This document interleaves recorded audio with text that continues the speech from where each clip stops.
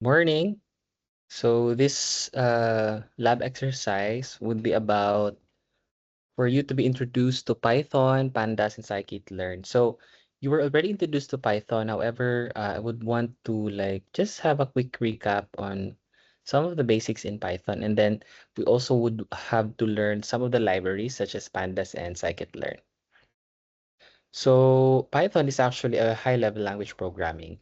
It's interpreted as easily interpreted, no, and it's a general purpose language. It's also great from scripting, automation, web, and data science. So actually, Netflix, no, is based on the backend Python.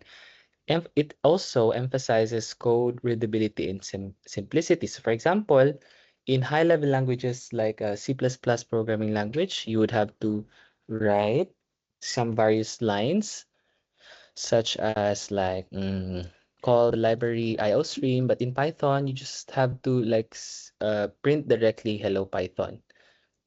So it would take some lines for some other high-level languages, but again, in Python, it's so basic. So some of the basics in Python, we have variables like variable naming, right? You remember variable naming like um, x, num1, like data types as well, integer, int, float, etc. Boolean, and operators as well. And of course, it also has control structures like if, for, and the while loops. So for and while loops are very common, especially if you want to have a looping in your statements. If statements as well is very common, especially in AI, no? Functions and modules are also very important in Python. So for example, we would want to have a function named greet, and we would want to call the function greet in the next lines. So it the function helps the overall program or statement to be readable, no? Now, in your lab exercise, you'll be dealing with the word pandas, and it's a data manipulation and analysis library. So you would import pandas. What is happening here is that since in pandas, for gina-name siya as PD because later on you would call pandas again, no, and then the object afterwards. So for it to be easier, instead of writing pandas as a whole, you would only type PD and then the object. So it offers data frame and series as core data structures. So what you see here is an example of where we use pandas.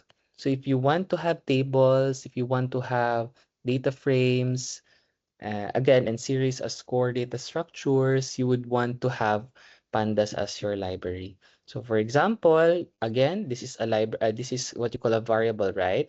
And you will call a dictionary. So there is a dictionary name with Anna and Ben, both aged 23 and 25. So the data frame output would show something like this, but it's just Anna and Ben with age 23 and 25. So this is an example. So if you want to read a file or read a CSV file, import a CSV file to your Python. So you should have it, ano ba na? You should have both files, the .py and the .csv file in the same file location. Okay, so for example, in the document, dapat tong duha na siya sa document. Then print the data frame head. So what would be the output is the CSV file in your IDE. Okay, some of the operations in Pandas, we have in reading the data, you have pd.read_csv or pd.read_excel. Pwede ginana, no? Basta kung unsay gibutang Pandas sa PD mo pwedeng imuhang tawagon diri the object you call it. And then in data cleaning, you would use the word, you would use the, ano si term man eh, drop na, fill na, and replace. So in our next exercise, we will be dealing with this in cleaning the data sets. Data transformations, the group by, the pivot, and then the apply. Example, you have the data frame age. So data frame age +1. This is how we call or we use pandas operations. Just a basic example. Again, we would have to deal with this in our next lab exercises and today's lab exercises. So now, scikit-learn is also very important. No, it's a machine learning library. It's built on NumPy, SciPy, and Matplotlib. Scikit-learn is most commonly known as sklearn, no? Pag mag-learn mo data science or AI. Actually, it's an open source Python library for, again, machine learning. And if you would also want to have statistical modeling, that's also okay. Its primary purpose is to provide a simple, efficient, and consistent toolkit. Makes it accessible for us, no, mga beginners and some of the experts para ma-implement ang various ML algorithms. And of course, in data science, the data analysis tasks. So examples, we have from the sklearn linear underscore model, we import linear regression. So what happens here is that we, so since Python has already built in na mga libraries, so we just call them and then use them directly, unlike other tools, no? So Python makes it easy for everyone. And then you would want to use the model linear regression. So remember in JASP, ato siyang i-feed and then pisliton pa tong linear regression. So here, we just call linear regression as a function and then the Python does the job. Okay, so these are some of the examples of what scikit-learn will be used in our data science tasks. Okay, in the workflow of the scikit-learn, of course, we would want to load the data sets first, no? Katong .csv file, and then we split the two into training and test sets. So because we would want to know the accuracy, and to know the accuracy, we use 80-20 sometimes or 70-30 in training. So if, for example, in 1,000 data sets, 700 of that will be used for training and 300 will be used for testing. So katong 300 mo to ang i-test nato for the accuracy.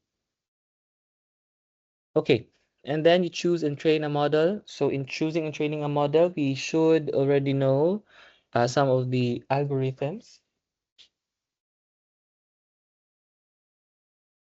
Okay, and then make predictions and evaluate. So, kani, one example. Okay.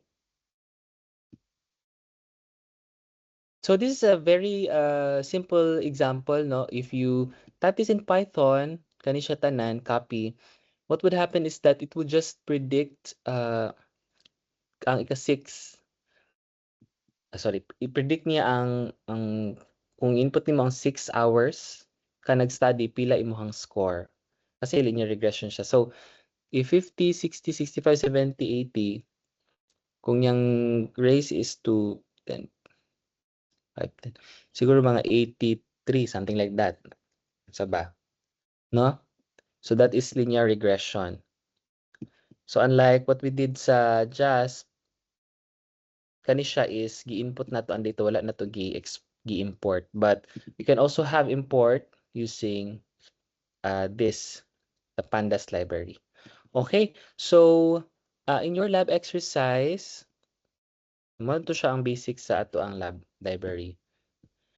So in your lab exercise, it is shown about hold on, predictive modeling using scikit-learn and pandas. You just have to import the libraries. No? Let me just share it very quick so that you can perform it just for an hour, no? Sa atong 2 hours and 30 minutes, you can just perform it in an hour or maybe 30 minutes. Okay, so you just have to download this one and just follow everything. So step-by-step instructions, you just copy paste this and then of course use again pandas no and matplotlib and then copy paste everything data analysis and then we predict the exam scores using linear regression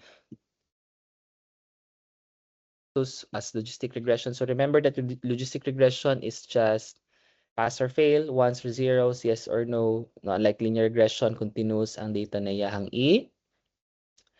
um, predict. No, kani siya, yes or no, one or zero. Binary. Then answer the reflection analysis questions and of course, submit it until February 8, 2026.